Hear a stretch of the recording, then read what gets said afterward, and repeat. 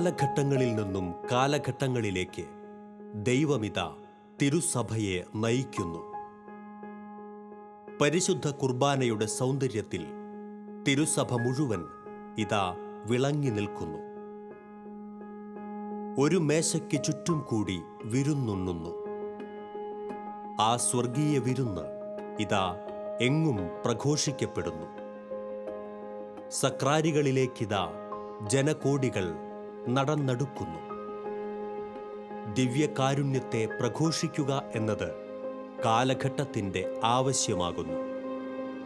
ഇത് ഫാദർ സിബി പുളിക്കൽ. വിശുദ്ധ കുർബാനയുടെ മഹത്വം അനേകരിലേക്ക് പങ്കുവയ്ക്കുന്ന ആലുവ മംഗലപ്പുഴ സെമിനാരിയിലെ ഒരു അഭിഷിക്തൻ. വൈദിക വിദ്യാർത്ഥിയായിരിക്കെ ദിവ്യകാരുണ്യത്തിന് മുൻപിൽ ഹൃദയം നൽകി സ്വയം സമർപ്പിച്ച ഈ വൈദികൻ പിന്നീട് ദിവ്യകാരുണ്യത്തിൻ്റെ സുവിശേഷം പ്രഘോഷിക്കുന്നതിൽ തെല്ലും പിന്നോട്ടു പോകുന്നില്ല. കൂദാശകളെ അതിൻ്റെ പരിപൂർണതയോടെ മനസ്സിലാക്കുന്ന വിശ്വാസിക്കു മാത്രമേ കത്തോലിക്ക സഭയുടെ മഹത്വവും സൗന്ദര്യവും മനസ്സിലാകുകയുള്ളൂവെന്ന് സിബിയച്ചൻ എങ്ങും പ്രഘോഷിക്കുന്നു. ദിവ്യകാരുണ്യനാഥൻ തൻ്റെ ദിവ്യകാരുണ്യ തണലിൽ സംരക്ഷിക്കുന്ന അനുഭവങ്ങൾ സിബി പുളിക്കലച്ചൻ നമ്മോട് പങ്കുവയ്ക്കുന്നു. സിബിയച്ച, ശാലോം ടി വിയുടെ ജോഷുവ പ്രോഗ്രാമിൻ്റെ ഈ രണ്ടാമത്തെ അല്ലെങ്കിൽ നമ്മളുടെ ലാസ്റ്റ് എപ്പിസോഡിലേക്ക് സ്വാഗതം. Thank you. പശിക്കടവ് എന്ന് പറയുന്ന ഒരു ഇടവകയിൽ ജനിച്ച് നല്ല കത്തോലിക്ക മാതാപിതാക്കളുടെ പരിശീലനത്തിൽ വളർന്ന് താമരശ്ശേരി രൂപതയിലെ വൈദികനായ ഫാദർ സിബി പുളിക്കൽ ഇന്ന് 14 വർഷത്തോളമായിട്ട് ആലുവ മംഗലപ്പുഴ സെമിനാരിയിൽ ദിവ്യകാരുണ്യം എന്ന വിഷയത്തെക്കുറിച്ച് പഠിപ്പിക്കുന്ന ഒരു വൈദികനാണ്. അച്ഛാ, നമ്മൾ ലാസ്റ്റ് എപ്പിസോഡിൽ അച്ഛൻ പറഞ്ഞു വെച്ചപ്പോഴെല്ലാം തീർച്ചയായിട്ടും അച്ഛൻ നടന്നു വന്ന വഴികൾ, അച്ഛൻ്റെ ഒരു വൈദിക വിളിയിലേക്ക് അച്ഛൻ എങ്ങനെ ആ ഒരു പൗരോഹിത്യ വിളി തിരിച്ചറിഞ്ഞു, വൈദിക പരിശീലനം എന്തായിരുന്നു എന്നൊക്കെ അച്ഛൻ വളരെ അതിനുപരി അച്ഛൻ ദൈവപരിപാലനയെക്കുറിച്ചൊക്കെ പറഞ്ഞപ്പോഴും അച്ഛൻ ഏറ്റവും കൂടുതൽ വാചാലനായതും നമ്മൾ അവസാനിപ്പിച്ചതും അച്ഛൻ്റെ ഒരു ദിവ്യകാരുണ്യത്തോടുള്ള ആ ഒരു ആഗ്രഹവും ആ ദിവ്യകാരുണ്യ ജീവിതത്തെക്കുറിച്ചുള്ള ചില ചിന്തകളും വെച്ചാൽ ഇന്ന് കേരളത്തിൽ ദിവ്യകാരുണ്യത്തെക്കുറിച്ച് പഠിപ്പിക്കുകയും മാത്രമല്ല അനേകരുടെ മുമ്പിൽ വിശുദ്ധ കുർബാനയെക്കുറിച്ച് പ്രഘോഷിക്കുകയും അനേകർക്ക് വിശുദ്ധ കുർബാന വലിയൊരു ആവേശമാക്കി, ഒരു ആഗ്രഹമാക്കി, അനുഭവമാക്കി മാറ്റാൻ അച്ഛന് സാധിക്കുന്നുണ്ട്.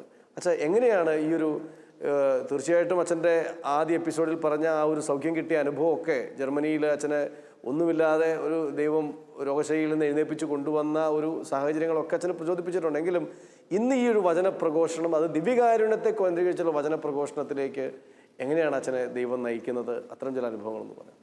ഞാൻ മുൻപ് സൂചിപ്പിച്ചതുപോലെ ചെറുപ്പം മുതലുള്ള കുർബാനയോടുള്ള സ്നേഹം, അല്ലെങ്കിൽ നമ്മുടെ മാതാപിതാക്കളിൽ നിന്ന്, അന്നത്തെ അച്ഛന്മാരിൽ നിന്ന് കിട്ടിയ പള്ളി കേന്ദ്രീകൃതമായിട്ടുള്ള ഒരു ജീവിതം, അത് നമുക്ക് പള്ളിയിലെ കുർബാനയാണല്ലോ നമുക്കുള്ളത്, അതിനെ അറിയാനും അനുഭവിക്കാനും ഒക്കെ സാധിച്ചത് പിന്നീട് പൗരോഹിത്യ ജീവിതത്തിൽ ഓരോ അവസരങ്ങളിലും ഓരോ സംഭവങ്ങളിലൂടെയാണ്. ഒരു അനുഭവം എന്ന് പറയുന്നത് പെട്ടെന്നൊരു സുപ്രഭാതത്തിലുണ്ടാകുന്നതല്ല, അത് നമുക്ക് താനേ വളർന്നു വരേണ്ടതാണ്. ഞാൻ പലപ്പോഴും ദിവ്യകാരുണ്യ ധ്യാനം എടുക്കുമ്പോൾ പറയാറുണ്ട്, ഇന്ന് ധ്യാനം കൂടി നാളെ കുർബാന എല്ലാം അനുഭവിച്ച് കളയാം എന്ന് പറഞ്ഞാൽ നടക്കില്ല. നല്ലതുപോലെ ഒരു കളിക്കാരനാകണമെങ്കിൽ ഒരു വലിയ പ്രാക്ടീസ് ആവശ്യമാണ്, ഇതിൽ വർഷങ്ങൾ എന്ന് പറഞ്ഞതുപോലെ കുർബാന ഒരു അനുഭവമാകണമെങ്കിൽ ഒരു നല്ല കാറ്റക്കേസിസ് ആവശ്യമുണ്ട്, ഒരു പഠനം ആവശ്യമുണ്ട്. ആ തലത്തിൽ വളർന്നു വരും തോറും നമ്മൾ കൂടുതൽ കുർബാന അനുഭവിക്കാനായിട്ട് തുടങ്ങും. ഞാൻ കുർബാനയെക്കുറിച്ച് പഠിക്കാൻ, അതും അനുഗ്രഹിക്കപ്പെട്ട വിശുദ്ധനായ ഒരു അച്ഛൻ്റെ ഗൈഡൻസിൽ പഠിക്കാൻ സാധിച്ചു എന്നുള്ളതാണ് വളരെയേറെ എന്നെ കുർബാനയിലേക്ക് കൂടുതൽ അടുപ്പിച്ചത്. അപ്പോൾ ഈ അച്ഛൻ എപ്പോഴും എന്നോട് പറയുമായിരുന്നു, നീ ലൈബ്രറിയിൽ ചെലവഴിക്കുന്നതിൻ്റെ ഇരട്ടി സമയം ദിവ്യകാരുണ്യത്തിന് മുമ്പിൽ ചെലവഴിക്കണം. അത് ഞാൻ വിചാരിക്കുന്നു റോമിൽ ചെന്ന ഒരു വലിയ യൂണിവേഴ്സിറ്റിയിൽ നമ്മൾ വലിയ അക്കാഡമിക് ലൈഫ് മാത്രമാണ് എന്ന് ചിന്തിച്ചപ്പോൾ ഈ അച്ഛൻ തന്ന ഉപദേശം എന്നെ വളരെയേറെ ആകർഷിച്ചിട്ടുണ്ട്. എന്നിട്ട് അച്ഛൻ എന്നോട് പറഞ്ഞിട്ടുണ്ട്, കൂടുതൽ വായിക്കണം വിശുദ്ധരുടെ ദിവ്യകാരുണ്യ അനുഭവങ്ങളെക്കുറിച്ച്. അങ്ങനെ ഞാൻ പാദ്രെ പിയോയുടെ അനുഭവത്തെക്കുറിച്ച് അച്ഛൻ അന്ന് എന്നോട് പറയുകയും ഈ പാദ്രെ പിയോയുടെ കുർബാനയെക്കുറിച്ച് ഞാൻ വായിക്കുകയും അറിയുകയും ചെയ്യാനായിട്ട് എനിക്ക് ഇടവന്നിട്ടുണ്ട്.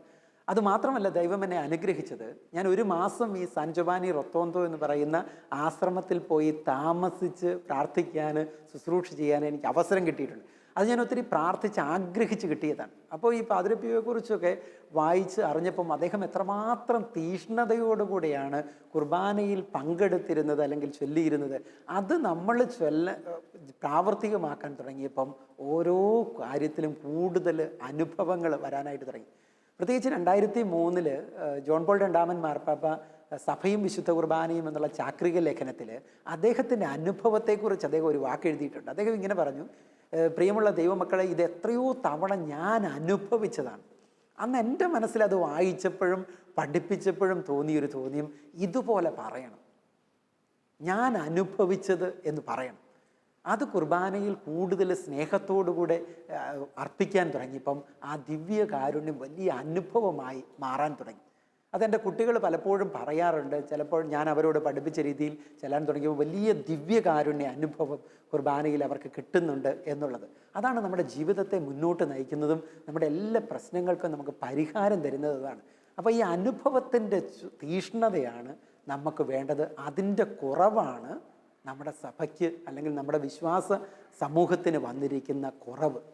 അച്ഛാ, അനുദിന വിശുദ്ധ ബലി അർപ്പണം അല്ലെങ്കിൽ ഈ കൂദാശ, ദിവ്യകാരുണ്യ കൂദാശ സ്വീകരണം പോലെ തന്നെ സഭയിലെ വലിയൊരു പാരമ്പര്യമാണ് ദിവ്യകാരുണ്യത്തിൻ്റെ മുൻപിലുള്ള ഒരു ആരാധന എന്ന് പറഞ്ഞാൽ. അച്ഛൻ ഇപ്പോൾ പരാമർശിച്ചു ദിവ്യകാരുണ്യത്തിൻ്റെ മുമ്പിൽ സമയം ചെലവിടുന്നത്. ഇന്ന് ഒരു പക്ഷേ ഒത്തിരി സ്ഥലങ്ങളിൽ നിത്യാരാധന കേന്ദ്രങ്ങളൊക്കെ ഉണ്ട്. തീർച്ചയായിട്ടും അച്ഛൻ ആ ഒരു ദിവ്യകാരുണ്യ ആരാധനയുടെ പ്രാധാന്യത്തെക്കുറിച്ച് കൂടിയും അച്ഛൻ്റെ അനുഭവത്തിൽ നിന്നൊന്ന് പറയണം. അതോടൊപ്പം അച്ഛന് കൂടുതൽ വചനപ്രഘോഷണവുമായിട്ട് ദിവ്യകാരുണ്യത്തിൻ്റെ മേഖലയിലേക്ക് ഇറങ്ങുമ്പോൾ അച്ഛന് മനസ്സിലാവുന്നില്ല ഇത് കൂടുതൽ വേണം, അല്ലെങ്കിൽ ഇത് ആളുകളിൽ ഉണ്ടാക്കുന്ന നന്മ, വ്യത്യാസം, ഇതില്ലാത്തതിൻ്റെ പ്രശ്നം, അത്തരമൊരു കാര്യങ്ങൾ കൂടി അച്ഛനൊന്ന് പരാമർശിക്കാമോ?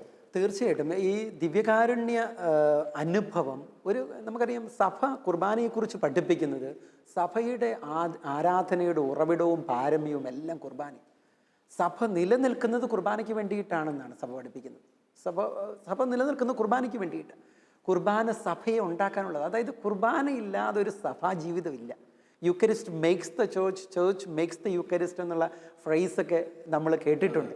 സഭയാണ് കുർബാനയെ ഉണ്ടാക്കുന്നത്, കുർബാനയാണ് സഭയെ രൂപപ്പെടുത്തുന്നത്. അതുകൊണ്ട് ഇതൊരു സഭയുടെ ആരാധനയാണ്. അതുകൊണ്ട് ഈ കുർബാനയിലേക്ക് ദൈവജനത്തെ നയിക്കണം. ഇനി എന്താണ് കുർബാന എന്ന് ചോദിച്ചിട്ടുണ്ടെങ്കിൽ അതേക്കുറിച്ചും നമുക്ക് വ്യക്തമായ ഒരു ധാരണ വേണം. കുർബാന എന്ന് പറയുന്നത് ഒരു 30 മിനിറ്റ് നേരത്തെ ഒരു ചടങ്ങല്ല. കുർബാന എന്നതിനെക്കുറിച്ച് സഭ പറയുന്ന ഒരു കാഴ്ചപ്പാടുണ്ട്. കുർബാന എന്തിനു വേണ്ടിയിട്ടാണ് ഈശോ സ്ഥാപിച്ചത് എന്നൊരു ചോദ്യം ചോദിച്ചിട്ടുണ്ടെങ്കിൽ അതിന് വ്യക്തമായ ഒരു ഉത്തരം നമുക്ക് കൊടുക്കാനുണ്ടോ? എന്തിനു വേണ്ടി ഈശോ കുർബാന സ്ഥാപിച്ചത്? അത് കത്തോലിക്ക സഭയുടെ മതബോധന ഗ്രന്ഥത്തിൽ വളരെ കൃത്യമായിട്ട് പറയുന്നുണ്ട്. 2 കാര്യങ്ങൾക്ക് വേണ്ടിയിട്ടാണ് ഈശോ കുർബാന സ്ഥാപിച്ചത്. ഒന്ന്, തൻ്റെ പ്രിയപ്പെട്ടവരിൽ നിന്നും ഒരിക്കലും വേർപിരിയാതിരിക്കാൻ. നമ്മൾ പ്രകാശത്തിൻ്റെ ദിവ്യരഹസ്യത്തിൽ 5ാമത്തെ രഹസ്യം അങ്ങനെയാണ് ചെല്ലുന്നത്. 2ാമത്തെ കാരണം പറയുന്നത് തൻ്റെ പെസഹ രഹസ്യത്തിൽ ദൈവമക്കളെ പങ്കുകാരാക്കാൻ. അതായത് കുർബാന എന്ന് പറയുന്നത് ഈശോയ്ക്ക് നമ്മളോട് കൂടെ ഇരിക്കാൻ വേണ്ടി സ്ഥാപിച്ച കൂദാശയാണെങ്കിൽ എൻ്റെ ഒറ്റ ചോദ്യമുള്ളൂ, സഭയുടെ ഏറ്റവും വലിയ ഉത്തരവാദിത്വമല്ലേ കൂടെ ഇരിക്കാൻ വരുന്നവൻ്റെ അടുത്ത് പോയിരിക്കുക എന്നുള്ളത്?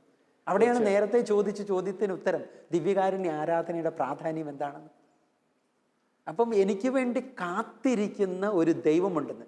ഞാൻ ഈ കഴിഞ്ഞ ദിവസം സെമിനാരിയിൽ പഠിക്കാൻ വന്ന ഒരു കുട്ടി, ഞാൻ 6 വർഷങ്ങൾക്ക് മുമ്പ് ഇവിടെ പഠിപ്പിച്ച കുട്ടി, അവന് ഒന്ന് ലീവ് എടുത്ത്, അവനൊരു ബ്രേക്ക് എടുത്ത് പുറത്തുപോയി. അവൻ പുറത്തുപോയി തിരിച്ചു വരുമെന്ന് ഞങ്ങൾ ആരും കരുതിയില്ല. അവൻ ഉടുപ്പിട്ട് ഫസ്റ്റ് ഇയർ കഴിഞ്ഞു, അവൻ പോയി അവൻ്റെ വഴിക്ക് പോയി, അവൻ ജോലി ചെയ്തു, വിദേശത്ത് പോയി ഗൾഫിൽ ജോലി ചെയ്യുകയായിരുന്നു. പക്ഷേ ഈ വർഷം അവൻ സെമിനാരിയിലേക്ക് തിരിച്ചു വീണ്ടും വന്നു. അവൻ്റെ കല്യാണമൊക്കെ ആലോചിക്കുന്ന അവസരത്തിൽ അവന് പിതാവിനോട് പറഞ്ഞു, എനിക്ക് അച്ഛനാകണമെന്നൊരു വലിയ ഉൾവിളി തോന്നുന്നു.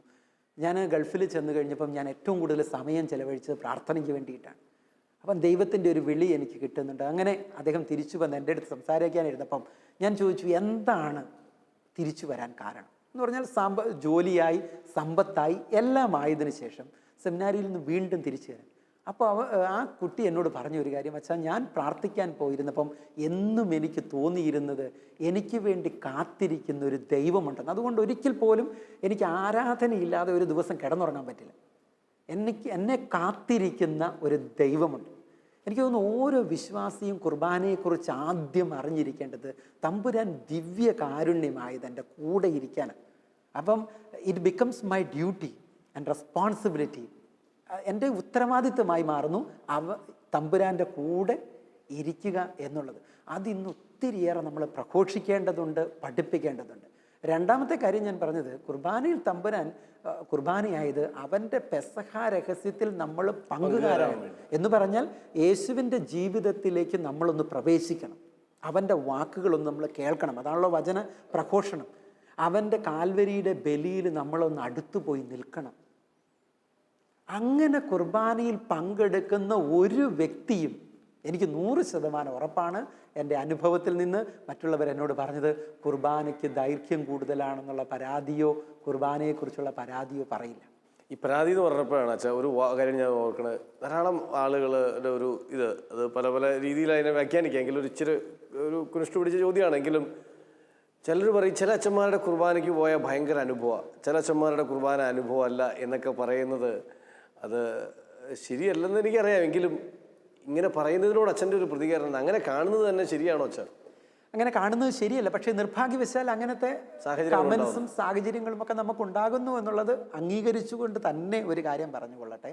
വൈദിക സമൂഹത്തിനും അൽമായ സമൂഹത്തിനും ആദ്യമായിട്ട് വേണ്ടത് കുർബാനയെക്കുറിച്ചുള്ള യഥാർത്ഥത്തിലുള്ള അറിവാണ്. ഇതൊരു വ്യക്തിയെ ചെല്ലുന്നതല്ലല്ലോ, ഇതിനകത്തെ തമ്പുരാൻ്റെ അതാണല്ലോ കുർബാന, അതിനകത്തെ ബലിയർപ്പകൻ തമ്പുരാനാണ്. അതുകൊണ്ട് ഞാൻ അവൻ്റെ ദിവ്യരഹസ്യങ്ങളിലേക്ക് പങ്കുപറ്റുമ്പം കുർബാന അർപ്പിക്കുന്ന പുരോഹിതനെ അല്ല ഞാനവിടെ കാണേണ്ടത്, മറിച്ച് ഈശോയെ തന്നെ കാണണം. അതുകൊണ്ട് എപ്പോഴും ലത്തീൻ സഭയിൽ കുർബാന ചെല്ലുമ്പം അൾത്താരയിൽ അച്ഛൻ അഭിമുഖമായിട്ടൊരു ക്രൂശിത രൂപം വെക്കും. അത് അച്ഛനെ ഓർമ്മിപ്പിക്കാൻ വേണ്ടിയിട്ടാണ്. നീ ചെയ്യുന്ന കർമ്മം എന്താണ് എന്ന് നിനക്ക് ബോധ്യം വേണം. ദൈവജനം കാണേണ്ടതും ഈ യേശുവിൻ്റെ ജനന, പരസ്യജീവിത, പീഡാസഹന, മരണ, ഉത്ഥാന രഹസ്യങ്ങളിൽ പങ്കുപറ്റുകയാണ്. So the person becomes unimportant who celebrates it. ആരാണ് സെലിബ്രേറ്റ് ചെയ്യുന്നത് എന്നെ സംബന്ധിച്ചിടത്തോളം അൺഇമ്പോർട്ടൻ്റ് ആയിട്ട് വരുന്നത്. കാരണം എനിക്ക് ഈശോയുടെ കുർബാനയിലാണ് ഞാൻ പങ്കെടുക്കുന്നത്. ഹെബ്രായ ലേഖനത്തിൽ പറയുന്ന ഒരു കാര്യം, 2-ാം അധ്യായത്തിൽ പറയുന്ന ഒരു കാര്യം നമ്മൾ ഓർക്കുന്നത് നല്ലതാണ്. യേശു എന്ന പുരോഹിതനെക്കുറിച്ച് പറയുന്ന എല്ലാ വൈദികരും ഓർത്തിരിക്കേണ്ട ഒരു കാര്യമാണ്. യേശുവിൻ്റെ ബലിയർപ്പണത്തെക്കുറിച്ച് അല്ലെങ്കിൽ യേശുവിൻ്റെ പൗരോഹിത്യത്തെക്കുറിച്ച് ഹെബ്രായ ലേഖനകർത്താവ് പറയുന്നത് അവൻ ദൈവിക കാര്യങ്ങളിൽ വിശ്വസ്തനാണ്, കരുണയുള്ള പ്രധാന പുരോഹിതൻ. ദൈവിക കാര്യങ്ങൾ വിശ്വസ്തനും കരുണയുള്ളവനുമായിട്ടാണ് അവൻ പ്രവർത്തിച്ചത്. ഇത് തന്നെ ഒരു അച്ഛൻ ചെയ്താൽ പ്രശ്നമുണ്ടാവില്ല. ദൈവിക കാര്യങ്ങളിൽ വിശ്വസ്തനായ ഒരു പുരോഹിതന് വെറുതെ എങ്ങനെയെങ്കിലും ഒരു കുർബാന ചെല്ലാൻ പറ്റില്ല. അച്ഛാ, ഞാൻ മറ്റൊരു കാര്യം, ഒരുപക്ഷെ ഞാൻ ജീസസ് യൂത്തിൻ്റെ ഭാഗമായിട്ടുള്ളത് കൊണ്ടും കൂടി ചെറുപ്പക്കാരുമായി ബന്ധപ്പെട്ട് ധാരാളം പ്രവർത്തിക്കുന്നതുകൊണ്ട് ഇന്ന് ജനറൽ യൂത്തിൻ്റെ ഇടയിൽ, കത്തോലിക്കരായിട്ടുള്ള ക്രിസ്ത്യൻസ് ആയിട്ടുള്ള ജനറൽ യൂത്തിൻ്റെ ഇടയിൽ പൊതുവേ വരുന്നൊരു പുതിയ തരം ചിന്താഗതിയാണ്, വളരെ അപകടകരമായൊരു ചിന്താഗതി. പള്ളി പോകേണ്ട കാര്യമുണ്ടോ, കൂതാശകൾ സ്വീകരിക്കേണ്ട കാര്യമുണ്ടോ, ഇത് ഞങ്ങൾ ദൈവമായിട്ട് ഡയറക്റ്റ് ബന്ധം പോരെ. വിശുദ്ധ കുർബാനയുടെ ഈ ഒരു അനുഭവങ്ങളുടെ തരത്തിൽ അവരോട് എന്താ പറയാനുള്ളത്? നമുക്കറിയാം, സഭയിൽ വളരെ ശ്രദ്ധിക്കേണ്ട ഒരു കാര്യമുണ്ട്. ആത്മീയത എന്ന് പറയുന്നത് സഭയുടെ പാരമ്പര്യത്തിൽ അല്ലെങ്കിൽ സഭയുടെ വിശ്വാസ ജീവിത പാരമ്പര്യത്തിൽ എപ്പോഴും സാക്രമെൻ്റലാണ്. ആത്മീയത സാക്രമെൻ്റലാകണം എന്ന് പറഞ്ഞാൽ കൗദാശികമായ ഒരു ആത്മീയതയാണ് നമ്മൾ വളർത്തിയെടുക്കേണ്ടത്. അതിൻ്റെ അഭാവമാണ് പലപ്പോഴും പ്രൊട്ടസ്റ്റൻ്റ് സഭകൾക്ക് വന്നത്. ഓരോരുത്തർക്ക് തോന്നുന്നത് പോലെ വ്യാഖ്യാനിക്കാൻ. എന്തുകൊണ്ടാണ് സഭയ്ക്ക് ഒരു തലവൻ എന്ന് നമ്മൾ ഓർക്കണം. എന്ന് പറഞ്ഞാൽ സത്യം പഠിപ്പിക്കാൻ ഒരാളുണ്ടാവണം, വഴിമാറി ചിന്തിക്കാതിരിക്കാൻ. അപ്പം ആത്മീയത എപ്പോഴും നന്നാകാൻ കാരണം കൗദാശികമാവുക എന്നുള്ളതാണ് ഏറ്റവും പ്രധാനപ്പെട്ട കാര്യം. ഈ മേഖലയിൽ വീഴ്ച വന്നത് ഞങ്ങൾക്കാണ് എന്ന് ഞാൻ തുറന്ന് സമ്മതിക്കുന്നു. കാരണം ഈ കൗദാശിക ആത്മീയതയിലേക്ക് ദൈവജനത്തെ അടുപ്പിക്കാൻ, കൂദാശകളെക്കുറിച്ച് പഠിപ്പിക്കാൻ, അല്ലെങ്കിൽ വിശുദ്ധ കുർബാനയെക്കുറിച്ച് നല്ല ബോധ്യങ്ങൾ കൊടുക്കാൻ സഭയ്ക്ക് പലപ്പോഴും പറ്റിയിട്ടില്ല എന്നുള്ളതൊരു സത്യമാണ്. വെറുതെ പ്രാർത്ഥന എന്ന് പറയുന്നത് ഞാനും ദൈവവും തമ്മിലുള്ള വെറും ഒരു ബന്ധം മാത്രമല്ല, അതൊരു സമൂഹത്തിൽ ദൈവവും ഞാനും ഒരു സമൂഹത്തിൽ ബന്ധപ്പെടുന്നതാണ്. അബ്രാഹത്തെ വിളിച്ചപ്പോൾ നീ ഒരു ജനതയാണ് ദൈവം തിരഞ്ഞെടുത്തത്, ഒരു ജനതയെ ദൈവം തിരഞ്ഞെടുത്തു. സഭയാണ് ദൈവം തിരഞ്ഞെടുത്തത്. ഈശോ സ്ഥാപിച്ചത് സഭയാണ്, തൻ്റെ ദൗത്യം തുടർന്ന് കൊണ്ടുപോകാനായിട്ട്. അതുകൊണ്ട് ഈ സഭയോട് ചേർന്ന് നിൽക്കുക. സഭയുടെ ആത്മീയത എപ്പോഴും കൗദാശികമാണ്. അപ്പോൾ ഈ കൂദാശപരമായ ആത്മീയത വളർത്തിയെടുക്കുക വളരെ പ്രധാനപ്പെട്ട ഒരു കാര്യമാണ്. ഞാനും ദൈവവും തമ്മിൽ ബന്ധപ്പെട്ടാൽ പോരെ എന്ന് ചോദിച്ചാൽ, നിൻ്റെ ആത്മീയതയ്ക്ക് ആധികാരികത കിട്ടുക സഭയോട് ചേരുമ്പോഴാണ്. കാരണം ദൈവം സഭയിലാണ് ഇന്ന് തൻ്റെ പ്രവൃത്തി തുടർന്നു കൊണ്ടുപോകുന്നത്. അപ്പം ചിലപ്പോൾ ചോദിച്ചേക്കാം, സഭയ്ക്ക് പുറത്തില്ലേ എന്നൊരു ചോദ്യമുണ്ട്. ഇസ്രായേലിനോട് പറ്റിയ അതേ അബദ്ധം. എന്ന് ഇസ്രായേൽ തൻ്റെ ദൗത്യം നിർവഹിക്കുന്നതിൽ പരാജയപ്പെടുന്നുവോ, ദൈവം തൻ്റെ വഴികൾ തേടും. സഭയുടെ മുമ്പിലുള്ള വലിയൊരു വെല്ലുവിളിയാണ്, വലിയൊരു ചലഞ്ചാണ്. ദൈവം ആഗ്രഹിക്കുന്ന രീതിയിൽ പ്രവർത്തിക്കുക, പ്രഘോഷിക്കുക എന്നുള്ളത്. അതുകൊണ്ട് ഒരു ഇടവക ദേവാലയം ഒരു ആത്മീയ കൂടാരമായി മാറണം. ഇടവക ജനത്തിൻ്റെ ആത്മീയത ആ അൾത്താരയ്ക്ക് ചുറ്റുമാണ് അവരുടെ നൊമ്പരങ്ങളും വേദനകളും സന്തോഷങ്ങളും ഒക്കെ ഇറക്കി വെക്കേണ്ടത്. എവിടെയെങ്കിലും പോകേണ്ടതില്ല. അതുകൊണ്ട് ഇന്ന് വളരെ ശ്രദ്ധിക്കേണ്ടതാണ്, ഏത് ആത്മീയ പ്രഘോഷകരും കൗദാശികമായ ആത്മീയതയിലേക്ക് ദൈവജനം, നമുക്കറിയാം ആ ധ്യാനകേന്ദ്രത്തിൽ പോയി വലിയ അനുഭവം, പക്ഷേ ആ അനുഭവം നിലനിൽക്കണമെങ്കിൽ നാളെ മുതലുള്ള കുർബാനയിൽ അനുഭവപരമായിട്ട് പങ്കെടുക്കണം. അപ്പോൾ ഈ ആത്മീയത കൗദാശികമായ ആത്മീയതയാകാൻ വലിയ ഉത്തരവാദിത്വം സഭയ്ക്കുണ്ട്. അത് നമ്മൾ ചെയ്തേ പറ്റും. ദിവ്യകാരുണ്യത്തിൻ്റെ മറ്റൊരു പ്രധാനപ്പെട്ടൊരു മേഖല എന്ന് പറയുന്നത് ദിവ്യകാരുണ്യ അത്ഭുതങ്ങളാണ്. ഒരുപക്ഷെ ഇന്ന് ലോകത്തിലെ വിവിധ സ്ഥലങ്ങളിൽ ധാരാളം ദിവ്യകാരുണ്യ അത്ഭുതങ്ങൾ, യൂക്കറിസ്റ്റിക് മിറക്കിൾസ് നടക്കുന്നു. സഭ സ്ഥിരീകരിച്ചതുണ്ട്, സ്ഥിരീകരിക്കാത്തതുണ്ട്. പിന്നെ ആളുകൾക്ക് പൊതുവേ നമ്മുടെ ആത്മീയതയുടെ ഇന്നത്തെ ഒരു സാഹചര്യത്തിൽ അത്ഭുതങ്ങളുടെ പുറകെ പോകാൻ എന്നും മനുഷ്യനൊരു ത്വരയുണ്ട്. ഈ യൂക്കറിസ്റ്റിക് മിറക്കിൾസിനെ കുറിച്ചൊക്കെ ലാഞ്ചിയാനോ പോലെയൊക്കെ ഉള്ള സഭ അംഗീകരിച്ച അത്ഭുതങ്ങളുണ്ട്. പക്ഷേ യൂക്കറിസ്റ്റിക് മിറക്കിളിനെ കുറിച്ച്, ദിവ്യകാരുണ്യ അത്ഭുതങ്ങളെ കുറിച്ച് എന്താ പറയാം? ഞാൻ ദിവ്യകാരുണ്യത്തെക്കുറിച്ച് പഠിപ്പിക്കുമ്പം എല്ലാ വർഷവും കുട്ടികൾ ചോദിക്കാൻ കാത്തിരിക്കുന്ന ഒരു ചോദ്യമാണ്, ദിവ്യകാരുണ്യ അത്ഭുതം എന്നാണ് വെച്ചാൽ അതിൻ്റെ റെസ്പോൺസ് തന്നെ. ഞാൻ പറയും, യഥാർത്ഥത്തിലുള്ള ദിവ്യകാരുണ്യ അത്ഭുതം നമ്മൾ കാണാൻ മടി കാണിക്കുന്നു. വലിയ അത്ഭുതം കാണാതെ ചെറുതിൻ്റെ പുറകെ പോകുന്നു. ഏറ്റവും വലിയ അത്ഭുതം എന്നാണെന്ന് ചോദിച്ചാൽ, പാപിയായ നമ്മുടെ കൈകളിൽ ഈശോ തൻ്റെ ശരീരവും രക്തവുമായി വരുന്നു എന്നുള്ളത് കണ്ടു വിശ്വസിക്കാൻ എളുപ്പമാണ്. കണ്ടു വിശ്വസിക്കാൻ, ഇപ്പം തിരുവോസ്തി രക്തം അല്ലെങ്കിൽ ഇറച്ചിയുടെ രൂപമായാൽ അത് വിശ്വസിക്കാൻ എളുപ്പമാണ്. പക്ഷേ അത് കാണാതെ വിശ്വസിക്കാനായിട്ടുള്ള കൃപ, അതാണ് ഏറ്റവും വലിയ അത്ഭുതം.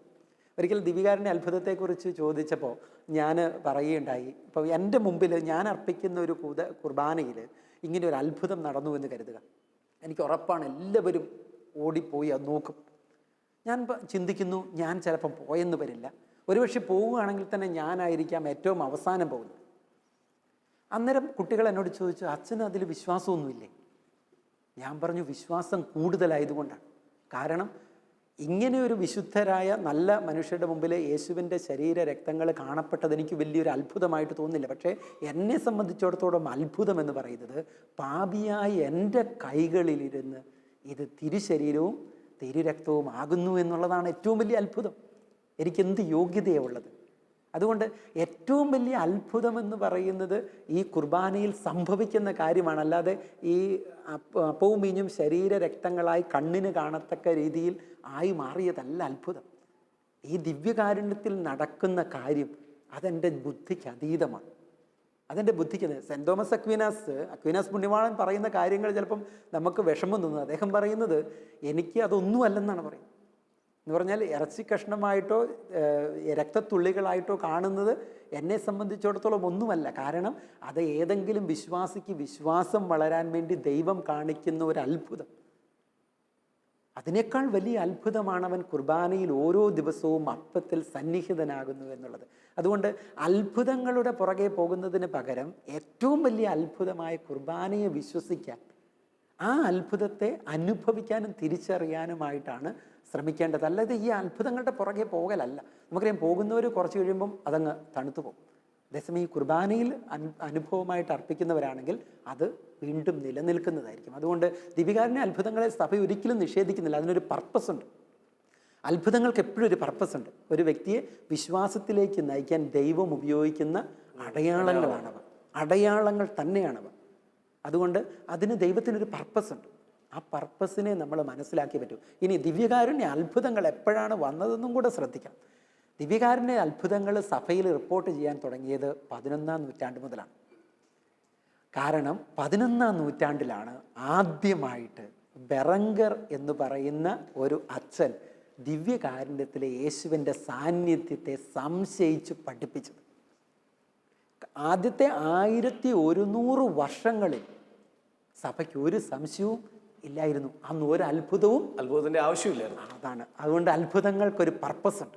ആ പർപ്പസ് എന്ന് പറഞ്ഞാൽ ആ ദിവ്യകാരുണ്യത്തിൽ ഈശോ സത്യമായും സന്നിഹിതനാണ് എന്ന് ലോകത്തെ പഠിപ്പിക്കാൻ ദൈവം ഉപയോഗിച്ച അടയാളമാണ് ദിവ്യകാരുണ്യ അത്ഭുതം. അതുകൊണ്ട് ആ യാഥാർത്ഥ്യം നമ്മൾ മറന്നു പോകരുത്.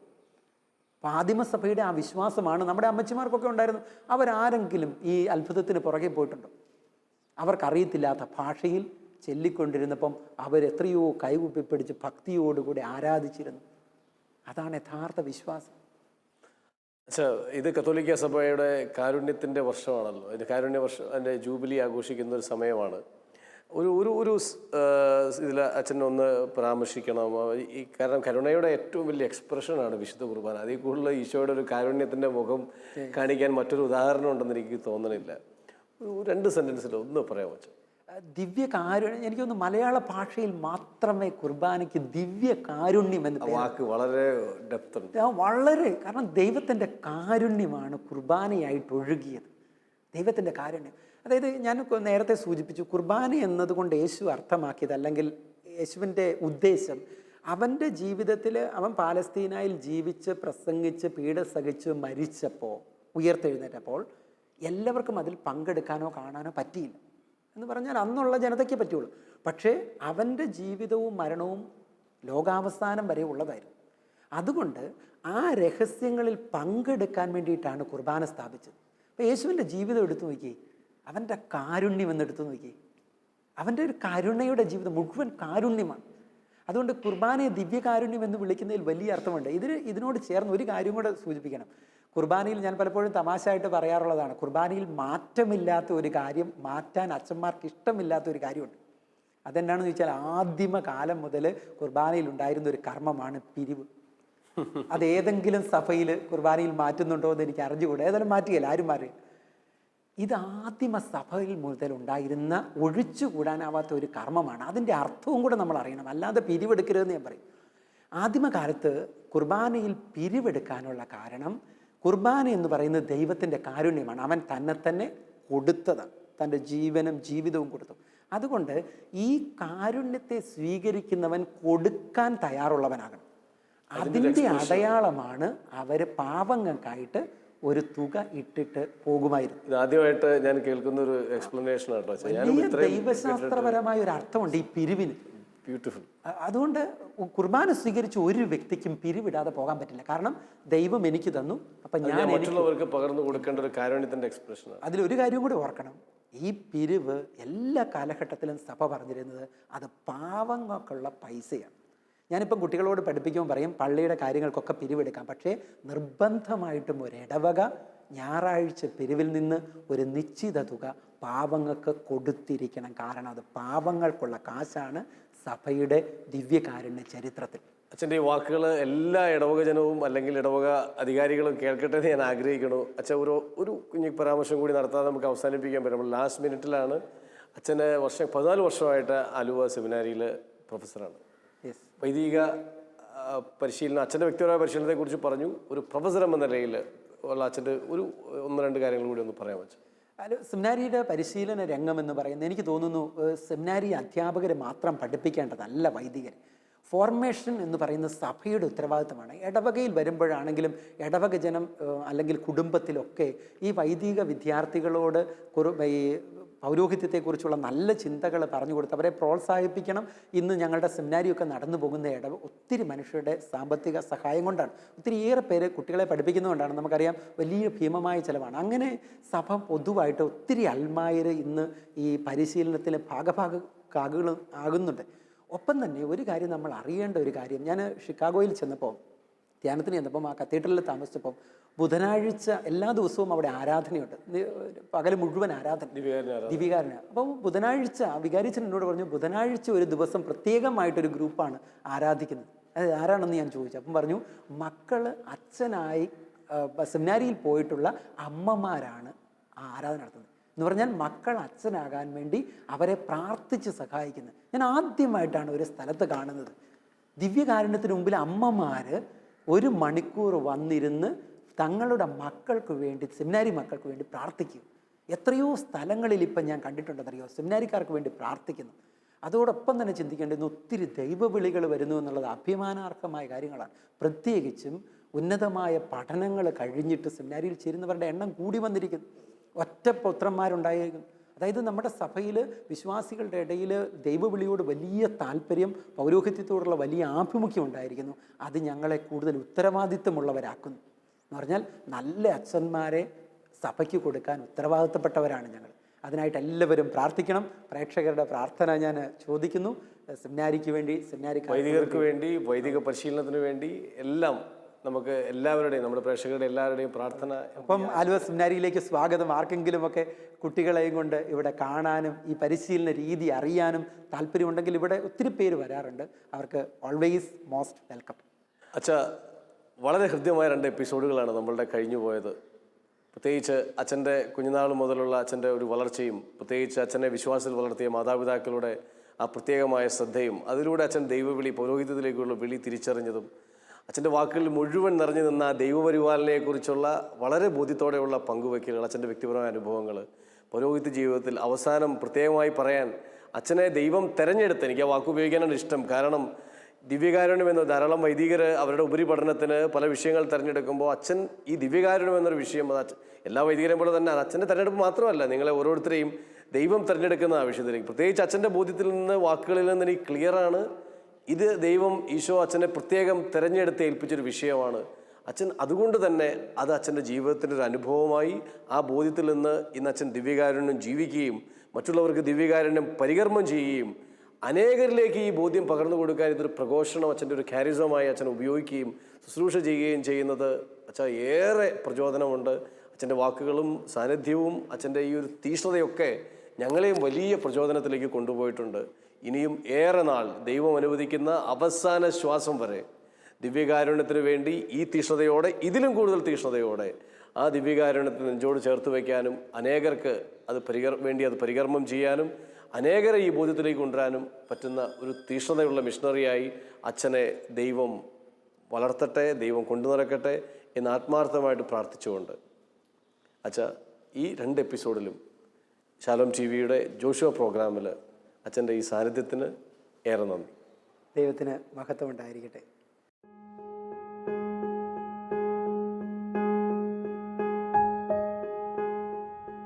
കാരുണ്യത്തിൻ്റെ നിലയ്ക്കാത്ത ഉറവയിൽ നിന്നും ദിനവും ജലം നുകരുന്ന ജീവിതം, സമർപ്പണത്തിൻ്റെ വഴികളിൽ എന്നും താങ്ങായി മാറുന്ന ക്രൂശിതൻ, സഭയുടെ സൗന്ദര്യമായ ദിവ്യകാരുണ്യത്തിൻ്റെ സുഗന്ധം പരത്താൻ ദൈവം പ്രത്യേകമായി നിയോഗിച്ച പുരോഹിതൻ, കാലഘട്ടങ്ങൾക്കപ്പുറം തിരുസഭയെ നയിക്കുന്ന സ്വർഗീയ സ്നേഹം, ദൈവം നമ്മോട് കൂടെ എന്നും വസിക്കാനിതാ സക്രാരിയിൽ നിത്യമായി വാഴുന്നു. ഈ സ്വർഗീയ തണൽ തേടി നമുക്കും യാത്രയാകാം രക്ഷകന്റെ നിണമണിഞ്ഞ പാതയിലൂടെ. ശിമയോനും യാക്കോബും യോഹന്നാനും, വലകഴുകും വലക്കാരും വഞ്ചിക്കാരും. ശിമയോനും യാക്കോബും യോഹന്നാനും, വലകഴുകും വലക്കാരും വഞ്ചിക്കാരും. ഒരു നിമിഷം കേൾക്കാമോ കേൾക്കാമോ, നിങ്ങൾക്കായി നൽകാം ഞാൻ ഇന്നൊരു സന്ദേശം. നിങ്ങളെ സാക്ഷാൽ മുക്കുവരാക്കാൻ ഉതകും സുവിശേഷം. നിങ്ങളെ സാക്ഷാൽ മുക്കുവരാക്കാൻ ഉതകും സുവിശേഷം. ആഴക്കടലിൽ പോകുവിൻ, ആഴത്തിൽ വലയെറിയുവിൻ. ആഴക്കടലിൽ പോകുവിൻ, ആഴത്തിൽ വലയെറി